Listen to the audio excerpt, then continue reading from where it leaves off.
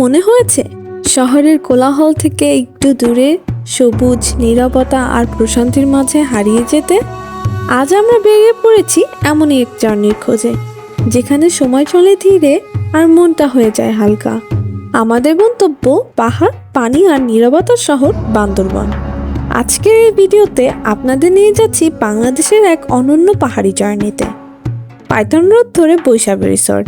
চলুন শুরু করা যাক তাহলে।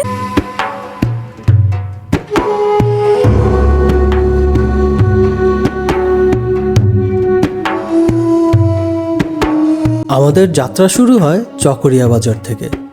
চকরিয়া থেকে সিএনজি নিয়ে আমরা রওনা দিই বান্দরবনের দিকে।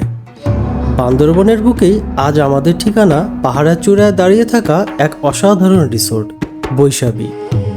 চকরিয়া বাজার থেকে বৈশাখী রিসোর্ট পর্যন্ত সিএনজি ভাড়া পড়ে 600 থেকে 800 টাকা। তবে দামাদামি করতে ভুলবেন না। চাইলে কেউ সরাসরি ঢাকা থেকে বাসে করে যেতে পারেন বান্দরবন লামা পর্যন্ত, সেখান থেকে সিএনজিতে করে রিসোর্ট। সেক্ষেত্রে ভাড়া পড়বে 500 থেকে 600 টাকা।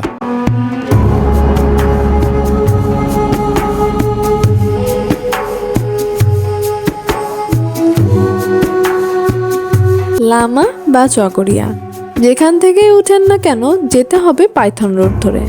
পাইথন রোড নামটাই যেন রোমাঞ্চের প্রতিশ্রুতি। এই রাস্তাটাই আলাদা করে দেয় পুরো জার্নিটাকে। পাইথন রোড মানেই দুই পাশের সবুজের দেয়াল, নীরব বাতাস আর এক অদ্ভুত শান্তি। প্রতিটা পাক যেন নতুন ফ্রেন্ড। মনে হচ্ছিল গন্তব্যে পৌঁছানোর আগেই মনটা ছুটি পেয়ে গেছে।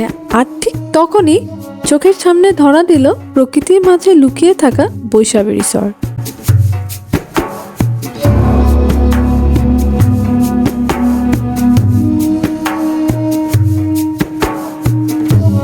প্রথম দেখাতেই বোঝা যায় এই জায়গাটা শুধু থাকার জন্য না, এটা অনুভব করার জন্য। এখানে দাঁড়িয়ে মনে হয় শহরের জীবনটা কতটা দূরে ফেলে এসেছি। রিসর্টের পাশেই রয়েছে তাদের নিজস্ব একটা সুন্দর ঝিরি ঝর্ণা। রিসর্টে পৌঁছে একটু বিশ্রাম নিয়েই আমরা বেরিয়ে পড়ি ঝিরিপথে সেই ঝর্ণার সৌন্দর্য উপভোগ করতে। পাহাড়ের বুক চিরে নেমে আসা ঝর্ণার ঠান্ডা পানি শুধু শরীরকেই না, মনকেও শীতল করে দেয়। এই পানির শব্দটাই যেন একটা বড় থেরাপি।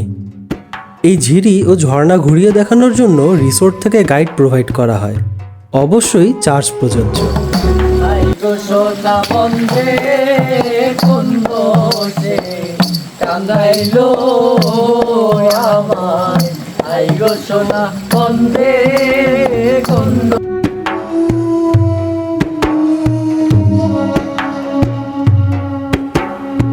আমরা প্রিমিয়াম কটেজে উঠেছি। চারপাশে সবুজ, সামনে খোলা বারান্দা আর নিঃশব্দ একটা পরিবেশ, যা শহরে কল্পনা করাও সম্ভব না। তাহলে চলুন একটি রুম ট্যুর দেওয়া যাক। রুমের ভেতরে ঢুকেই যেটা সবচেয়ে ভালো লেগেছে তা হলো স্পেস, ইন্টেরিয়র আর লাইটিং। বিছানাটা বেশ কমফোর্টেবল, ইন্টেরিয়র সিম্পল হলেও কিন্তু এলিগেন্ট, আর জানালা দিয়ে তাকালেই মেঘ ও সবুজের রাজ্য। ওয়াশরুমটাও পরিষ্কার আর ওয়েল মেনটেইন, যা ট্রাভেলে খুব ইম্পর্ট্যান্ট।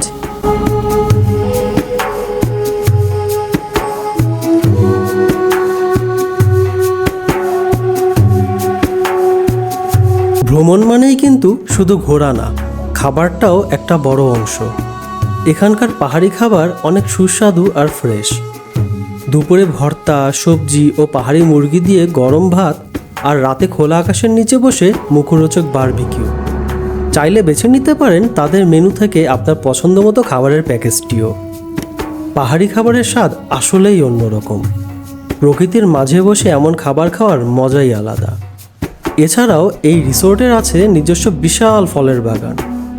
আর আরও মজার বিষয় হলো রিসোর্টের অতিথিদের জন্য এই বাগানের ফল কমপ্লিমেন্টারি।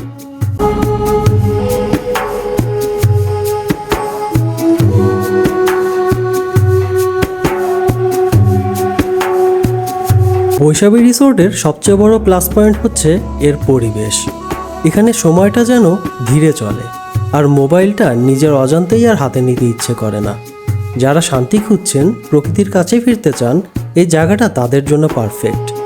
সব মিলিয়ে বৈশাখী রিসোর্টে আমাদের অভিজ্ঞতা ছিল দারুণ। পাইথন রোডের যাত্রা, প্রিমিয়াম কটেজ, খাবার আর পরিবেশ সবকিছু মিলিয়ে একটা পারফেক্ট স্কেপ। আপনাদের সুবিধার্থে খরচের একটা হিসাব তুলে ধরলাম।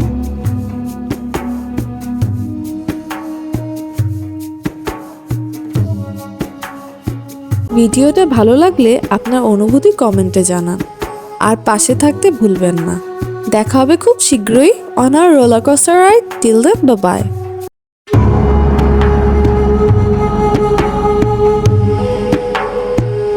আর ময়না পাখি এখন জানি কার, আমার কলিজাতে দাগ লেগেছে, কলিজাতে গো।